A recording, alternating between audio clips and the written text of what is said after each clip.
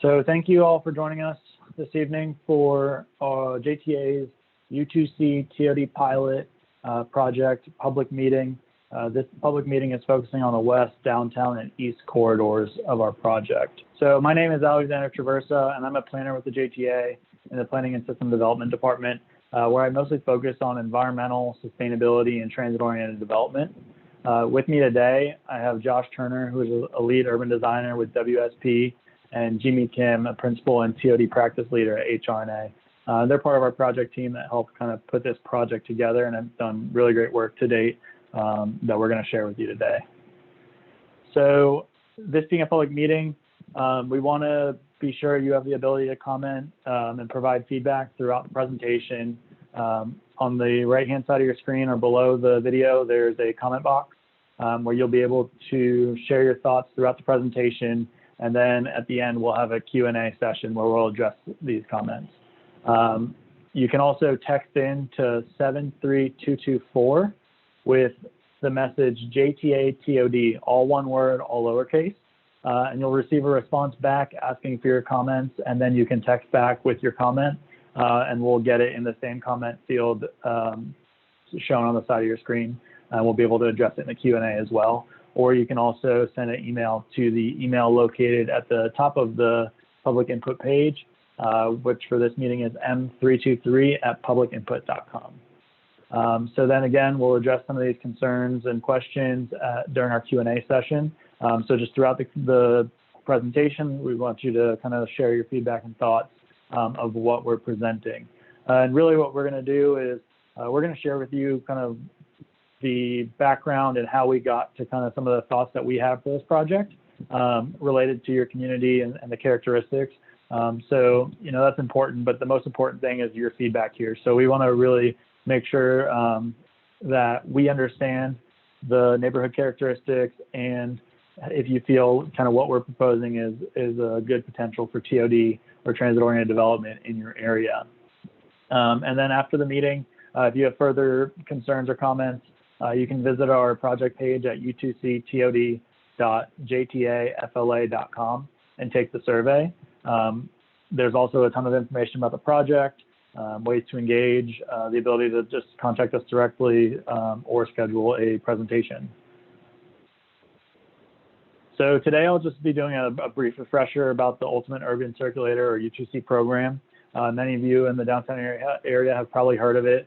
It's JTA's automated vehicle network that we are testing and designing.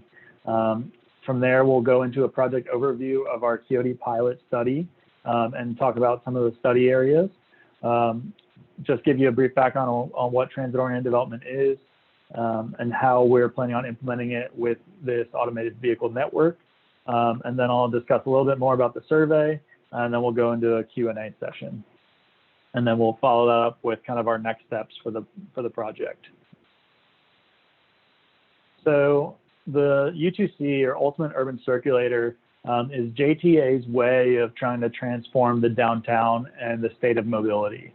So the goal is to create a high-frequency service, which increases transit accessibility and supports kind of the redevelopment of downtown. This is heavily influenced by a flexible service, able to leverage some of the existing infrastructure, such as the Skyway, as well as creating extensions from that existing system to help connect some of the local neighborhoods and activity centers. These connections we're exploring can be both elevated, as the existing Skyway is, or at grade, which is at the street level. So this whole project stemmed from a 2015 plan called the Skyway Modernization Program. This was JTA's project that was focused on addressing some of the system deficiencies of the Skyway, mainly the useful life of the vehicles, the ability to maintain those vehicles, costs associated with that, fabricating parts. The vehicles are no longer being manufactured, so it's a very difficult system to upkeep and maintain a high quality level of service. We also wanted to improve the system and make those mobile connections to surrounding neighborhoods, improving kind of the flow into and out of downtown, and as well as circulating some of those passengers within the network. So connecting some of those activity centers to downtown and downtown to those activity centers and residential populations. And then finally, supporting the city's goal of kind of redeveloping downtown and making it kind of an activity center again through economic development. And that's kind of where the whole purpose of transit-oriented development is coming into play. The program resulted in JTA's board's direction of keeping, modernizing, and expanding the Skyway. Through that process, we identified options for vehicles or new technology for the mode, and autonomous vehicles surfaced to the top as the best suited vehicle for the flexibility and operational needs that we're trying to achieve. And again, so this project, while some of it is being developed and implemented, the remaining extensions and things like that are all at a really high planning level still. So we'll be continuing to refine this project through planning exercises in the future. So just a high level, it takes the 2.5-mile Skyway system and expands it to a 10-mile system. This connects neighborhoods in the North Corridor, like the Springfield, to the Riverside and Brooklyn areas, downtown La Villa, and the East Corridor with the sports complex, as well as the South Bank and San Marco. Again, connecting these neighborhoods and these residential populations to some of the activity centers in and around the downtown. It also makes use of some existing public investments, such as the Skyway infrastructure, the new Jacksonville Regional Transportation Center, the previous Rosa Parks Transit Center, as well as supporting some of the city's investments into redevelopment of downtown. And again, it creates a holistic 10-mile autonomous vehicle transportation network. So what is transit-oriented development? Transit-oriented development in the transit industry has become kind of a buzzword. It goes by a few different names, such as transit-supported urbanism. It falls under kind of the smart growth category. But truly what it is it's a sustainable form of development that focuses on incorporating a mix of uses within a quarter to half mile around kind of a premium transit station or a high frequency transit station, which then allows the ability to provide amenities and support active modes of transportation, such as walking and biking, kind of reducing the need for personal automobile use within the area, as well as increasing accessibility for populations that live, work, and play in that area. And these are all kind of goals that fit nicely with JTA's mission and vision and goals. So again, JTA's goal is to improve mobility for everybody. We want to create economic opportunity. The TODs have the ability to help reduce household expenses, making it easier to afford other things and helping reduce that burden of travel. And then again, enhancing community and sustainability, really enforcing a smart growth, reducing the development of green fields, utilizing green spaces and public spaces to help with some of the environmental concerns of runoff and pollution.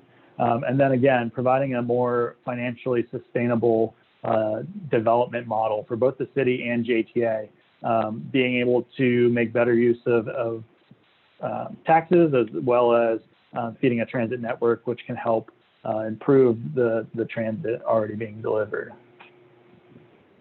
So this project kicked off in January of 2020. We had our project team, do field visits, do data collection, all of this data. It was a pretty extensive effort. They conducted interviews. All of this data has gone into the development of kind of an existing conditions analysis. And what this analysis does is it helps us identify gaps or areas of improvement for where TOD might fit within these communities, and really help us kind of take advantage of figuring out what is the best fit and how we can implement that. So moving forward, we're going to be engaging the public, really kind of putting out our first, thoughts and ideas about what we determined from the existing conditions analysis, what we feel is feasible in these areas. And then with that feedback, we'll then take that a step further into station area planning. And with that, we'll advance 6 station areas within the corridors, 3 station to be further refined. And this will help us build kind of a more feasible TOD plan for those station areas. And then finally, we'll move into an implementation report. And so what this will do is kind of tell us or give us a framework on how to implement these TODs at these stations. Throughout the process, we'll continue public engagement. So this is just the first step. We'll re-engage in mid to late August with the station area planning activities, and then follow up again towards the end of the year with our final results. Again, a lot of our information for the project is located on our project website. Again, that's U2C TOD.JTAFLA.com. There you can find a ton of information about the project, some high-level educational material about TOD or transit-oriented development, some videos highlighting the benefits from industry experts. Again, you'll have information about the corridors, and this information will be updated throughout the process. So as we develop station area plans and feasibility and readiness and desirability scores, this will all be loaded there. And then especially important is the Engage tab. This is where you'll be able to find our survey. And this is kind of the main tool that we're utilizing for collecting public feedback on the process. Within there, you'll be able to comment on multiple or one corridor and provide some feedback based on some of the questions about TOD in that area. There's also resources, and you can also find contact information. And this is where you can also find our upcoming meetings and register for those. So before we move into the study area overview, I just want to, again, remind you that you're able to provide comments throughout the presentation. We'll do our best to address all of the comments at the end of the presentation during our Q&A session. And with that, we'll move into the west, downtown, and east corridors for our study area. So these corridors were further refined during the Transit Concepts and Alternatives Review System Expansion Study, as well as the Transit Concepts and Alternatives Review for the Skyway conversion. So 3 of the existing stations within these areas, actually 5 of the existing stations are existing Skyway stations. So the ability to convert that existing Skyway infrastructure to an infrastructure that's suitable for our modes. So I see a question, I'll just address this really quick. Where can we find the routes proposed on that website? So the corridor maps will show you the routes. And then there's also information at U2C.JTAFLA.com. That's the general U2C website that has the proposed corridors. And then so the top 6 stations will be prioritized based on kind of a combination of existing data, feasibility, public input, and TOD feasibility or TOD desirability and readiness. And then so just some other options here. So downtown corridor, that includes Central Station, existing Skyway Station, Hemming, and Rosa, all existing Skyway. The La Villa neighborhood, which includes the new Jacksonville Regional Transportation Center and Jefferson Station, again, 2 previously existing Skyway stations. Then it includes the East Corridor, which will include Market Street Station, the Shipyards, and the Sports Complex. And this corridor is being advanced by the Bay Street Innovation Corridor project. And with that, I'll turn it over to Jamie for a real estate analysis. Hi, everyone. My name is Jamie Kim, and I work for a company called HRNA Advisors. We specialize in real estate and economic development planning. I want to sort of take you quickly through the real estate market overview we conducted. We did this work earlier this year before we went into the COVID lockdown. So, all of our analysis and stats were sort of taken during quote unquote normal times. And hopefully things will go back to normal soon. But we looked at the opportunity for residential, office, and retail. We want to recognize that one of the key outcomes of this TOD strategy is to increase the residential population in downtown. As you probably are aware, about 99% of people who work downtown actually live outside of downtown. and it becomes fairly quiet, really quiet after 5 p.m. So we want to change that. We want to bring more of a residential population so it can be a thriving evening and weekend kind of neighborhood. So what we did was we started by looking at multifamily, and those are really kind of apartments within mid-rise to higher-rise buildings. The city's actually been adding quite a bit of multifamily since 2010, about 15,000 units, and the corridors in total account for about 11% of that total. The multifamily development in the corridors are somewhat uneven. As you probably observed, downtown and west corridors really have experienced the bulk of that development. And we're seeing a lot of multifamily that's actually mixed use, where there's retail and commercial activity on the ground floor, which is really a great amenity. Next. We also took a look at what's happening with jobs. Office is a critical component of downtown. We noticed that employment did grow significantly in the mid-2010s, and that's attributed to your large finance and service companies expansion. We've shown some of the major employers in this slide. It is expected to kind of slow down and decline over the next decade. There's also, some older office space in downtown. So, the outlook for new office development in the corridors is probably less robust than multifamily. And so this information just sort of cements that. Next. And when we do our research and look at the market, we take a look at what has been delivered or what's been, completed recently. This is not only to kind of reflect the sort of urban and neighborhood context, but also to show what the sort of development community is seeing feasible and desirable. In the West Corridor, we're seeing a lot of sort of these affordable and workforce developments that are sort of mid-rise. There's 3 good examples that have gone up recently. We see this as very good sort of beginnings of multifamily development in this area. Next. This is a similar slide to the previous, but now that we're moving into downtown and west, why don't we go to the next slide?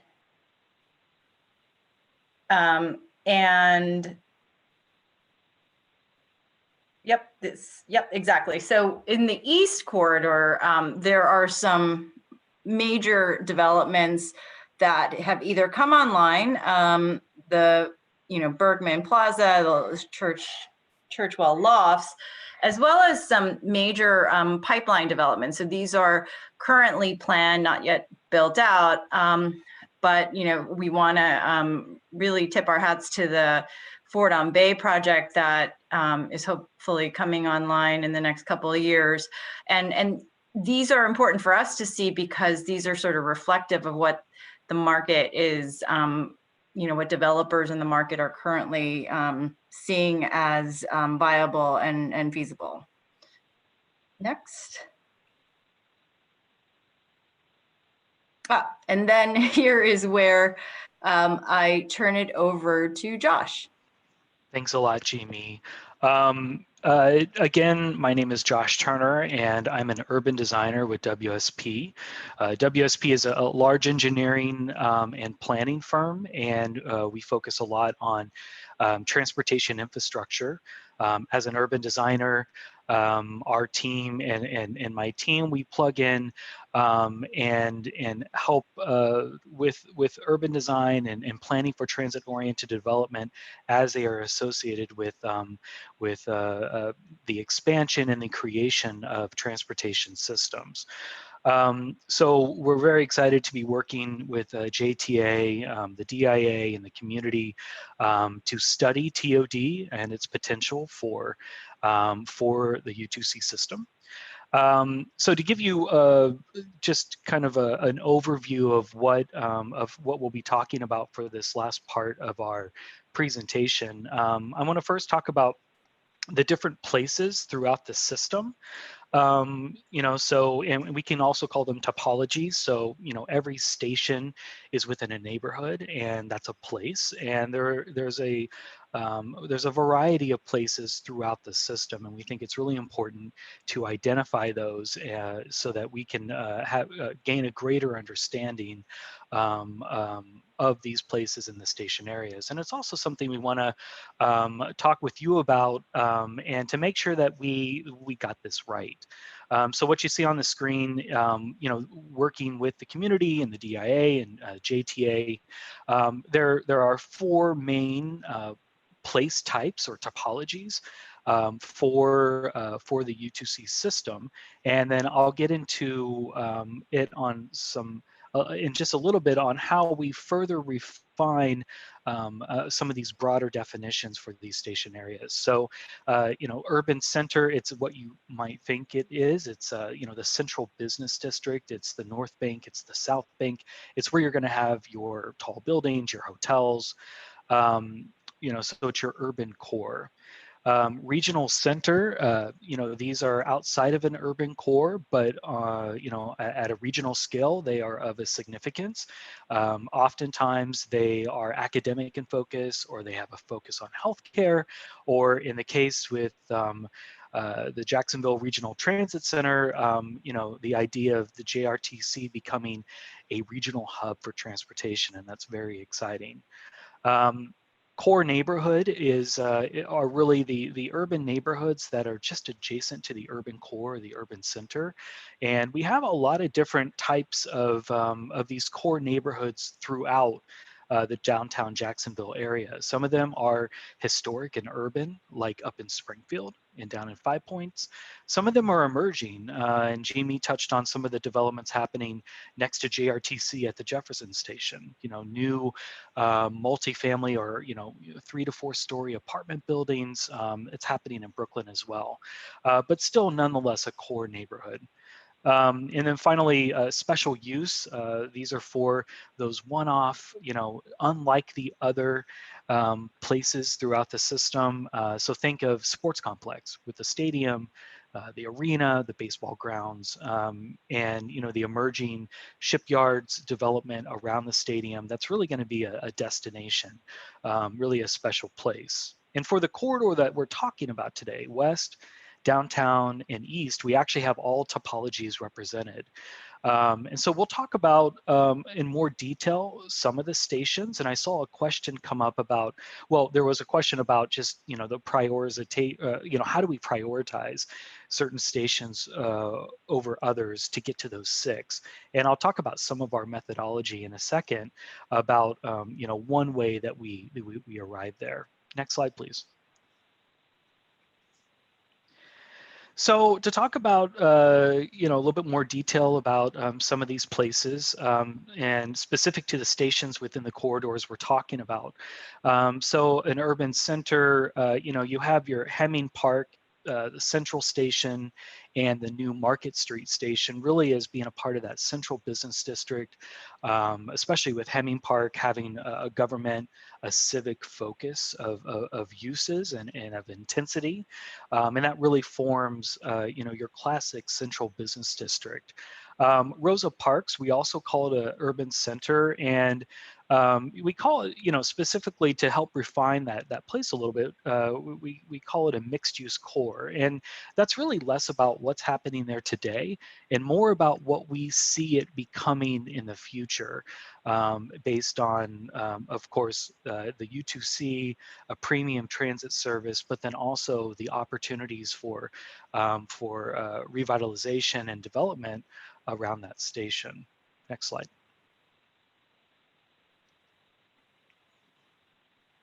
So, again, this is just a great image of Rosa Parks with the existing station.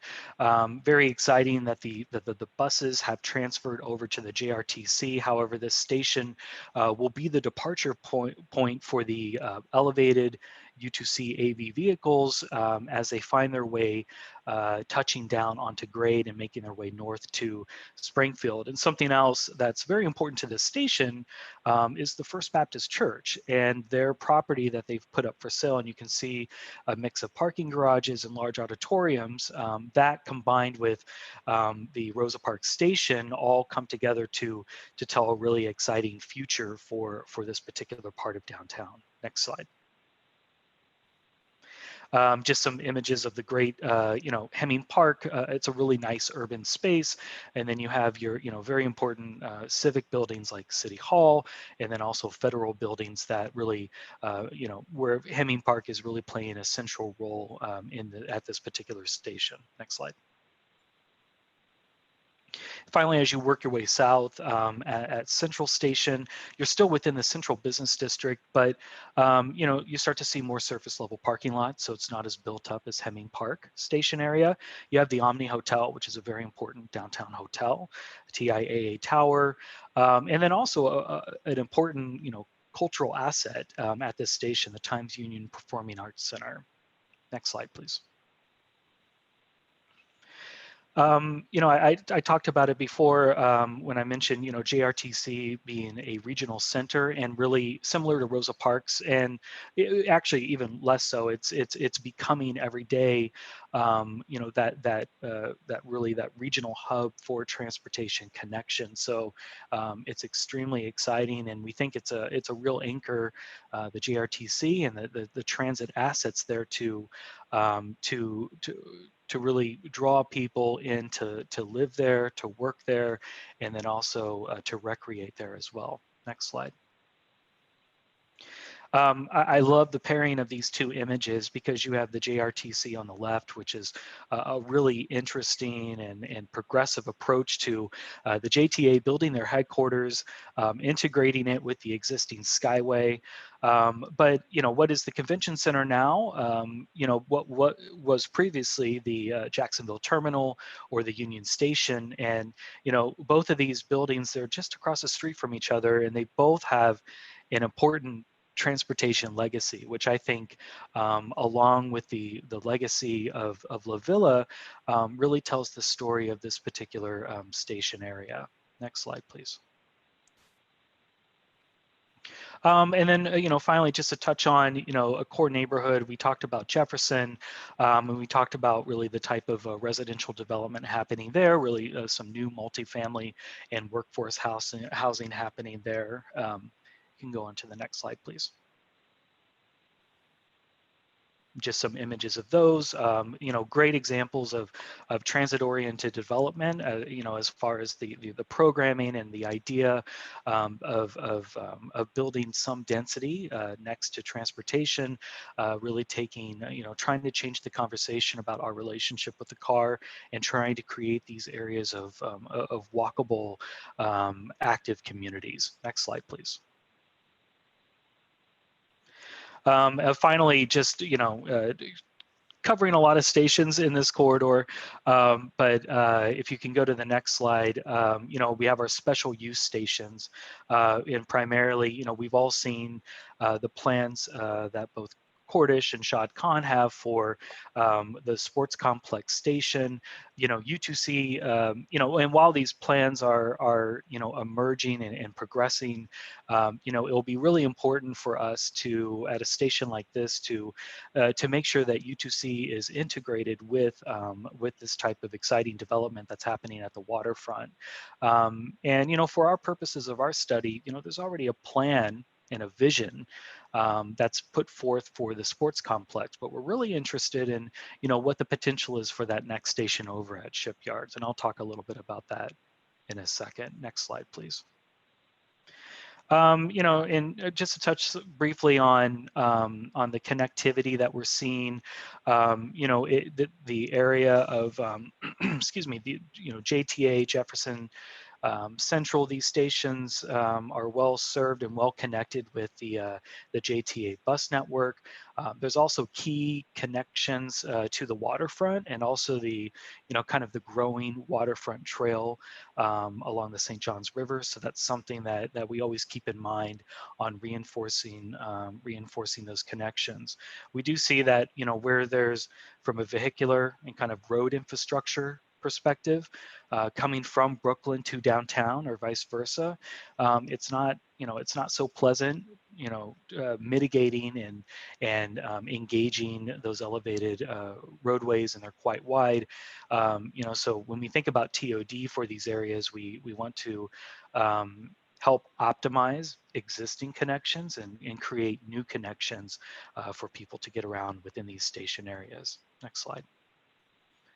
And so, and then out east in the east part of the corridor, the JTA current transit service serves the entertainment aspects of this area. But one of the most important things that we see about the east corridor is really the further development of the waterfront, getting people to the waterfront, having there be multi-use trails, waterfront promenades, and I mentioned shipyards. And as we explore a TOD plan for this station, connecting, using the waterfront to connect to points east and to downtown will be extremely important. Next slide. So going back to, how do we prioritize and how do we get to those 6 stations? Because there's 21 stations throughout the system. And in addition to engaging the community, the DIA, the stakeholders for each of the station areas, we look at each station area through the lens of these 4 metrics: local leadership, the market strength of each station area that GME spoke to. Also the physical suitability, and what this means is at a station area, are there actual sites for future development to occur? And that could be literally a vacant parcel, or it could be an underutilized parcel where there's a building that might be vacant, where a highest and best use isn't being seen. Finally, we look at the plans in place. What we do the research. What's the existing planning effort that's been underway for these different station areas, so that we can reference those and build upon those. And we take all of that and we look at these strengths and the opportunities and the weaknesses of challenges for each of these stations, and we eventually arrive to the next slide.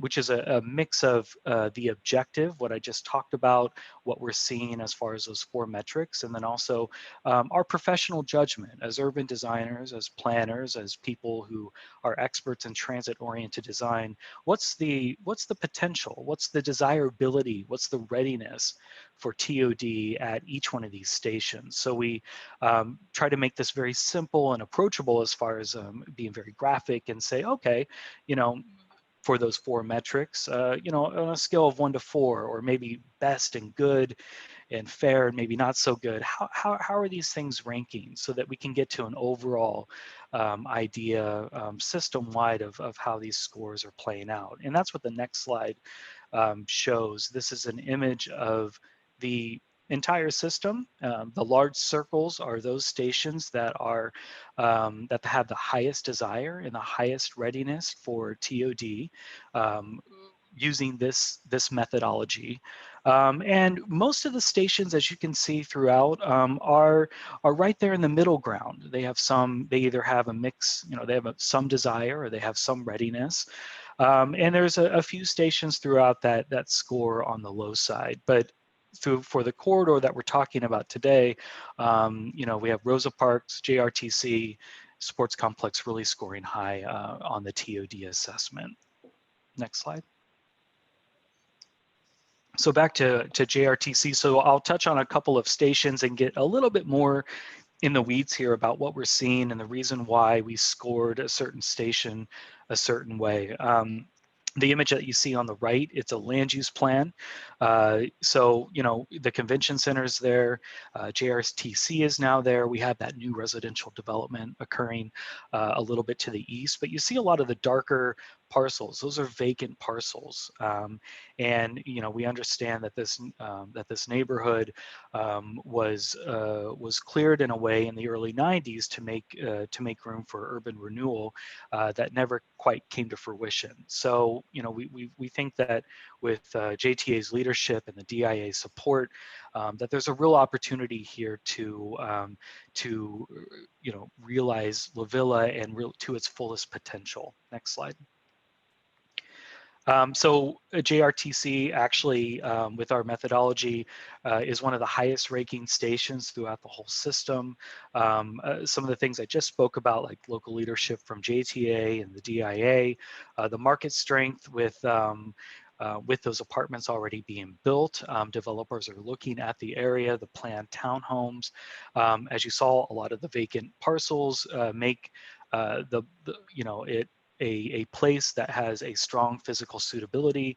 And of course, the La Villa strategy plan that was developed just a few years ago is really our guide for the approach to TOD in this neighborhood. Next slide. So, and just in summary, you know, and of really, you know, why this station is so exciting, you know, we really think that the publicly owned land between JTA, City of Jacksonville, FDOT, you know, when you have a large assemblage of land that's publicly owned, it can be easier to create or to catalyze development in an area. It's certainly possible with privately owned parcels.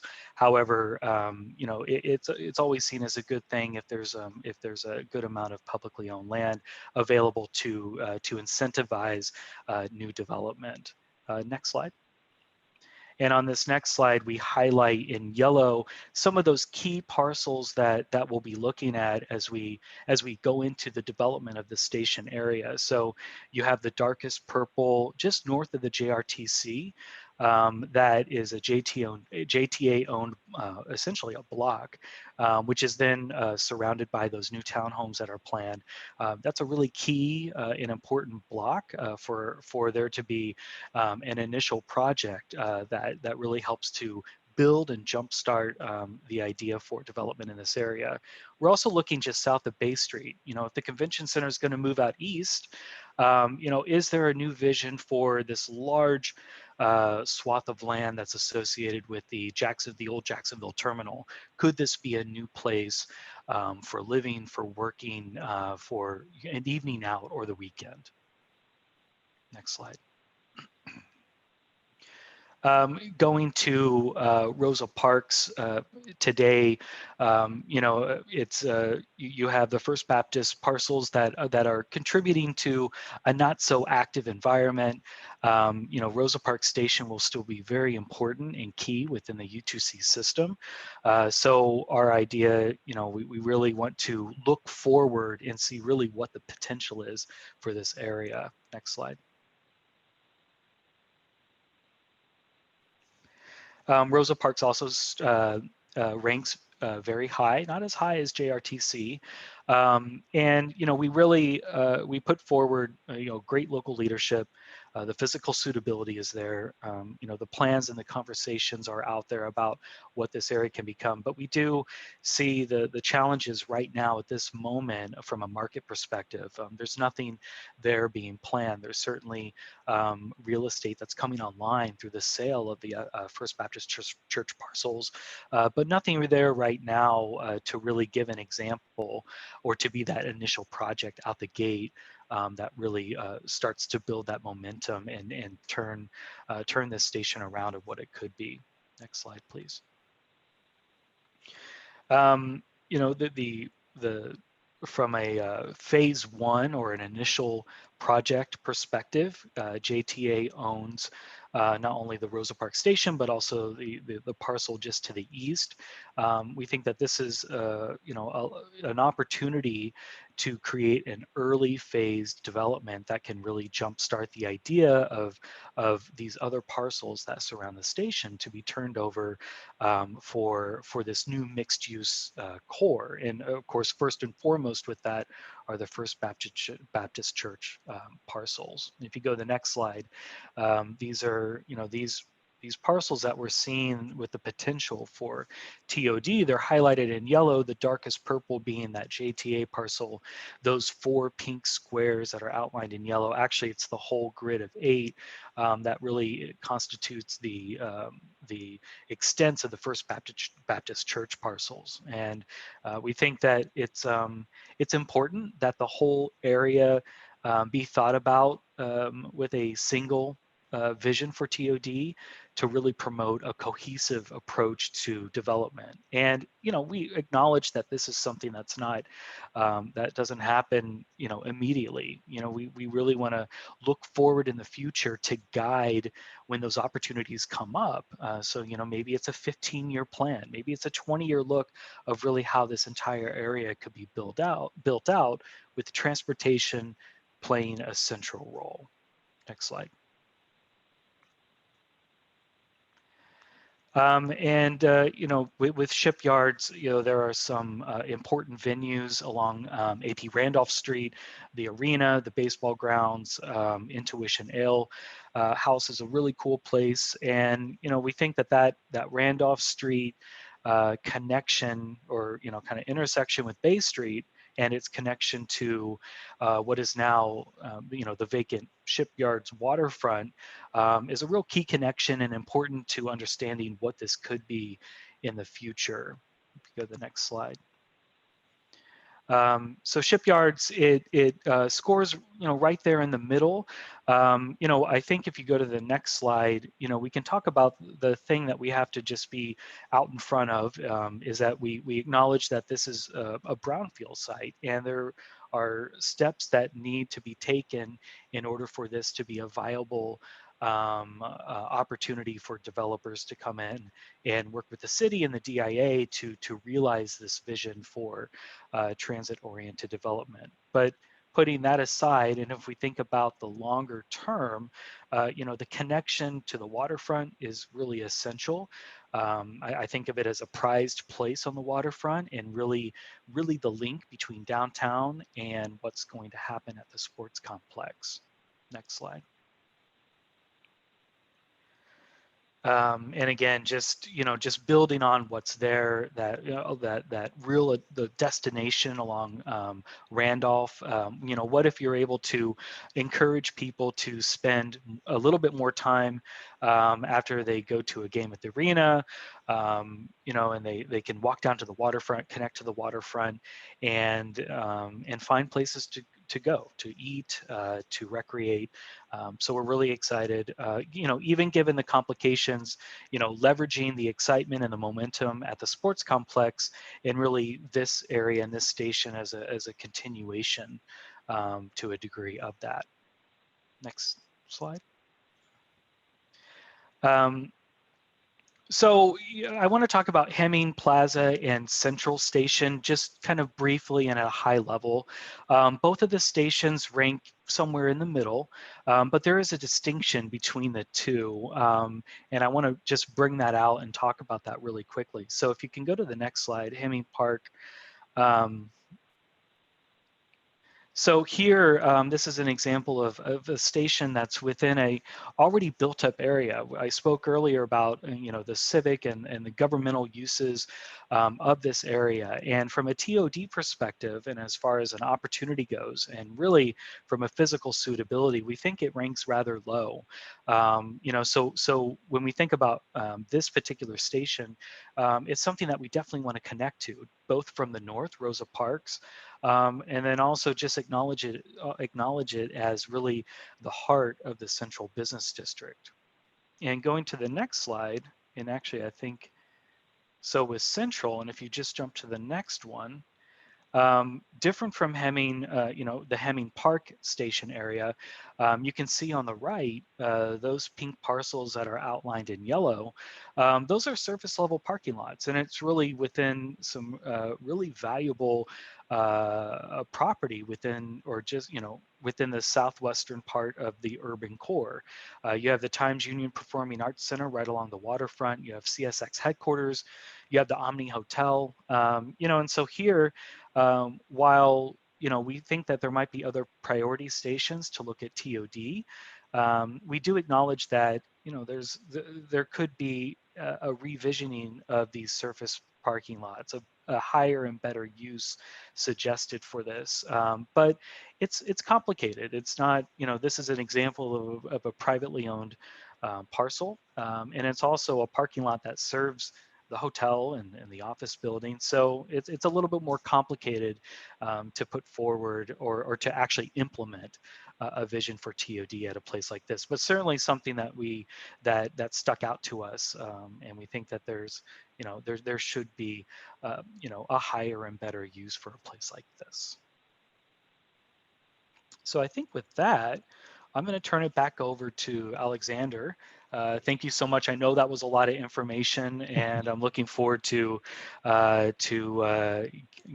fielding your comments and questions. Thank you, Josh, and thank you, Jimmy, for providing that insight. I think that's really helpful for kind of directing or guiding our conversation here today. So real quick, again, I just want to touch back on the survey. Again, this is our primary mechanism for collecting public feedback. It's accessible at publicinput.com. Oh, that changed. It's actually accessible at U2C.TOD, or yeah, U2C TOD.JTAFLA.com. Or you can use your smartphone or device to scan the QR code there to be directed towards it. And again, the survey is broken down. There's some general information included there, as well as it is broken down into each corridor. So you can, respond to the corridors you're interested in. One of them, all of them. Any feedback is great for us in guiding our plan moving forward. So with that, we'll move into kind of a Q&A session. It looks like there were some people responding to some of our questions. So if it wasn't project team members, we have some pretty educated people in the audience, so this should be interesting. And if it was, then I think we should just bring them to the table again and readdress them. So again, routing wise, I'll just jump into this one. The Bay Street Innovation Corridor is looking at the area connecting the existing Central Station along Bay Street to the sports complex. So it'll primarily be on Bay Street with a loop around kind of the stadium entrance or Lot J proposed site. Beyond that, it will be, again, some form of transfer at Central Station, either to elevated, up onto the elevated structure, or a passenger transfer or a vehicle lift. Those are still being analyzed in the planning phases to be decided what's feasible as far as engineering and what we can kind of work with spacing in downtown and kind of the building structure. Josh, I don't know if there's any questions that you thought you wanted to address, or Jimmy, if you want to jump into one. I might just jump into the question about middle income housing. I think that's a question that municipalities and developers all around the country are trying to address. I will say that one developer that we spoke to had a creative solution, which is to design and build their units smaller, so that on a square foot basis you could rent the market rate units for less. And I think I'm not suggesting every unit be built, in a very small micro way, but that there's enough sort of a mix of options, so that whether you're a young person just graduating from college and just entering the job market and you want to live in sort of exciting downtown, or you're an empty nester and you need a little bit more room, that there's all sorts of options, both in terms of the size and type of units, but also the price points. Yeah, Great. and I think Go I'll, ahead, Josh. yeah, I see there's a question about parking garages and, Hmm. how, how does that play into a plan for TOD and taking that central station example, yeah, if you had the right partnership with those private owners, a parking garage could be built to vertically stack that parking and make the block available that's now a surface parking lot available for new development. And we see that happen a lot. Actually, we see it happen. A different version of that is maybe out in the suburbs where you would have a traditional strip center with a field of parking. A lot of times these strip centers are now being retrofitted in a way where development's happening kind of at the edges and along the streets, so kind of creating a semi-urban environment. But this idea of putting that parking in play, and there's a lot of different strategies we have in our toolkit. Providing parking garages is one of them.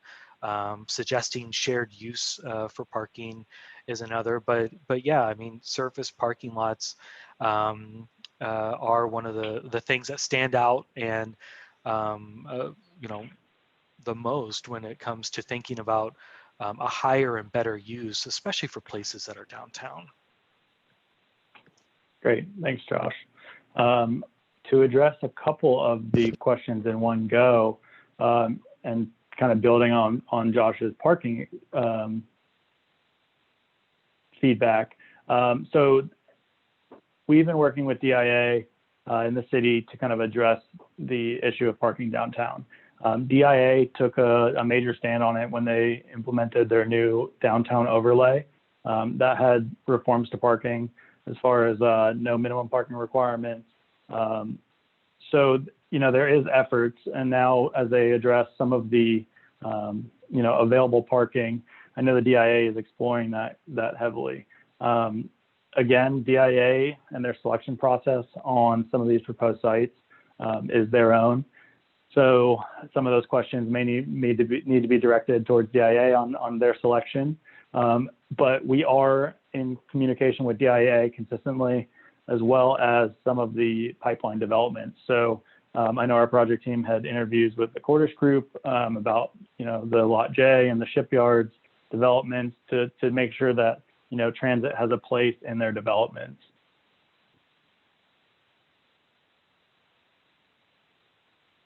So moving into concerns about the technology, again, it's leading the way for this technology, but it's being approached in a way that's phased. Providing that ability. I mean, JTA is doing its due diligence in testing vehicles, kind of writing the book on what is necessary for these vehicles to be utilized as a transit vehicle. So as far as technology goes on that scale, I think it's not a redo of the Skyway. I mean, again, the Skyway has served a purpose for its useful life, although it didn't reach a lot of the destinations it was wanted to. But we just need to not lose sight of what this program is. And a lot of the feedback we get about the Skyway is like, well, it should go to the airport, it should go to the beach. And again, it's urban circulator and not so much a rail system that serves those purposes. So again, circulating downtown, connecting to other modes of transportation like BRT and future potential for commuter rail or local bus services, as well as tying in multimodal. So again, this whole concept is building in a more holistic way than the Skyway may have done in years past. Addresses another question in there about tying into future intercity rail services. Again, with proximity of JRTC, we facilitated the addition of IBT, bringing the Greyhound station out of downtown and connecting it to the JRTC via an elevated platform or walkway, making that pedestrian connection over Forsyth Street easier for passengers switching from intercity bus to local bus or even the Skyway or ultimate urban circulator. So the same concept could be said for any future potential rail relocation. That's a bigger haul, and JRTC was designed with a phase 3 later in the future that has considered Amtrak or even some form of commuter rail utilizing the existing rail infrastructure at Prime Osborne. So, in a similar way, there could be that connection. And again, building these multimodal hubs is key for transit-oriented development. It's not a one single mode is going to be feeding or driving development to an area. It's really creating a holistic transportation experience that then can support the development in that area, whether it be residential, employment, or commercial. There's a question that I want to provide some feedback on. It's about the Market Street Station in the context of Ford on Bay, which is happening next door, and of course the nearby existing Hyatt. So we're early on, very early on in the next step of planning, or the more detailed planning for some of these stations. At this time, Market Street Station isn't one of the stations that we will be doing a detailed TOD plan for. However, it's something that we will certainly address as far as what that particular station means in the context of the entire system. And I think it's adjacencies to the planned development at Fort on Bay, and then also the stations out east. It can really benefit from being in that middle ground. I also know, there's also that kind of existing commercial building fabric along Bay Street that I think that particular station area benefits from, as opposed to maybe down at Shipyards Station, where you have to actually create that type of frontage on Bay Street. So it's definitely one of these gateway stations that or transition that is a gateway to downtown, transitions out east. But again, we're still pretty early on in the overall planning. Great. Thanks, Josh. Another question was about kind of how do we create this 18-hour, live, work, play area. And I think, some of the comments in the feed were right on. It starts first with putting those amenities in place that, draw people to it, nightlife, dining, things of that nature. And so coordination with DIA is really key because they're stressing the importance of that in the downtown through their Elbow project.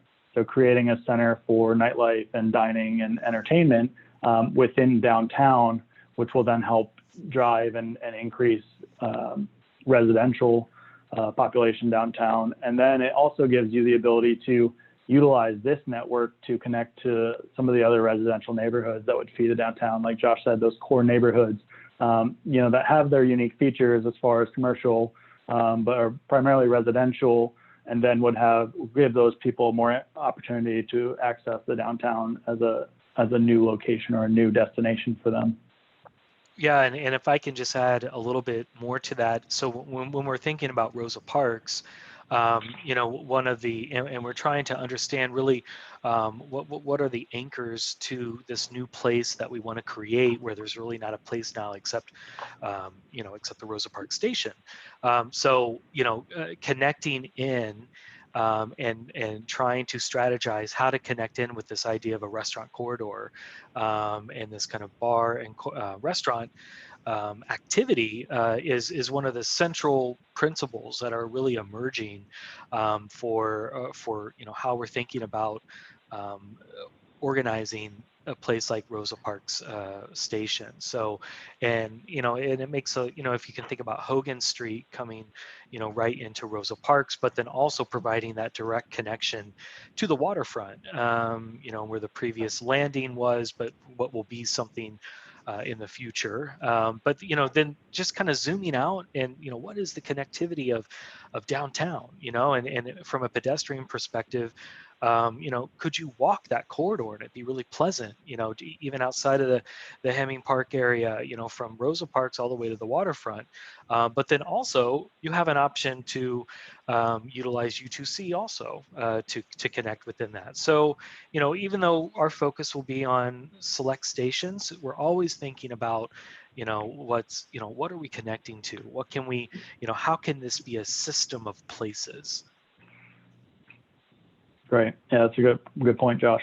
And again, just to build on some of the stuff I said about DIA downtown overlay, is it's actually really supportive of that kind of environment, right? So it's giving back a bit more of downtown to the pedestrian, increasing the size of sidewalks and kind of addressing the parking in a way that it hasn't been done before, requiring the ground floor parking to be activated and wrapped and kind of tucked away. And we're kind of starting to see that development occurring on the South Bank with a few of their apartment buildings where they've tucked their parking in the back or wrapped it with apartment buildings, things like that. So I think from a amenities and feature standpoint, the DIA has done a good job to kind of reinvigorate or require new developments going in to address this pedestrian need, even so far as their tree program and things like that, where it'll really improve the quality of the pedestrian network, and then better allowing you to utilize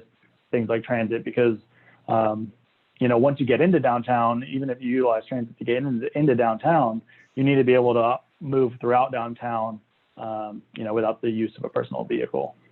Yeah, you utilizing those complete street principles, everything that Zan just said is really, it's essential to being or feeling comfortable connecting around an area. So it's absolutely a part of an essential part of our approach to TOD. Yeah. So Jimmy, we had a question kind of about pricing out, and I don't know if it seems to be in relation to offices, but maybe you can talk to some strategies on how you prevent kind of the pricing out of either offices, commercial or residential within a TOD. Sure. And I guess I'm scrolling through the questions to see are you talking about the places that were desirable and closest they earn too much? Yep. Workers earn too much to move into? Yeah, so I think that now that you read it that way, it sounds like it's talking about the housing in the area was created for low income, but then people that worked and lived downtown. So it was that missing middle, it seemed like. Exactly. And then the following, and then the following question kind of expanded on it. I think it's the whole missing middle question, which hopefully I took a stab at earlier. But again, our work, just so the audience knows, our work, kind of going beyond the market study is also to test the financial feasibility of different building program types. So as part of that analysis, we'll run different rent scenarios, which, definitely keeps in mind some of the missing middle questions and also tries to right size rents to the kinds of incomes we're seeing for the area. Great, thank you. I'm not seeing any other questions coming in, so I saw one about there's one at the very bottom. Does TOD incorporate lanes for bicycles? And yes, it does. So it's part of that complete street toolkit, and I know Zan can speak to this, but we would want to identify where are the priority corridors or thoroughfares that bike lanes should be a part of, and we would also want to make sure that it makes sense within the citywide approach to bicycle connectivity. Yeah, that's a great point, Josh. And again, so like Josh said, complete streets. So TOD is kind of a holistic aspect. So it's beyond just the transit, and it's beyond just the land use. It also incorporates some of the infrastructure necessary to kind of promote that alternative modes of transportation, allow that mode shift to, pedestrian or bicycling. So complete streets, things of that nature, wider sidewalks, kind of a holistic approach to improving the environment for all modal users and not just building an environment that's strictly conducive to personal automobile travel. Oh, there's one that just popped up, the door lighting. It's about the shipyards area, and I believe I'll have to go back and check our notes, but I believe this is a planned new mixed development. Yeah, Josh. So Yeah. the most recent plans I've seen is 8-story, 247 unit mixed use project. Yeah. Yeah, absolutely. Yeah, it's definitely plays into our thinking of the Shipyards Station area, and really we're looking for, that's that market strength. Are there even plans? Let alone is there a building under construction or newly completed? How's the development community? Are there people seeing opportunities in these station areas? So we will absolutely be tracking that, and that will be a part of our narrative that we're working on for the Shipyards area. Great. Yeah. And I think it plays in well to the kind of parking demand questions that came in place. The Doro proposal wraps their parking within the building. So again, no additional visible parking garage will be added to the area. But again, taking that emphasis we've put over the past few years on the personal automobile and kind of tucking that back and opening up the space for other modes to be successful. I'll address a couple more questions that are coming in here. We are aware of the Emerald Trail plans. We are coordinating with Groundworks, especially in the La Villa area for the Model Mile project. It crosses actually a block in front of the JRTC. And we have our Southwest BRT that will be utilizing Park Street, one of the major areas for their kind of road diet over the overpass.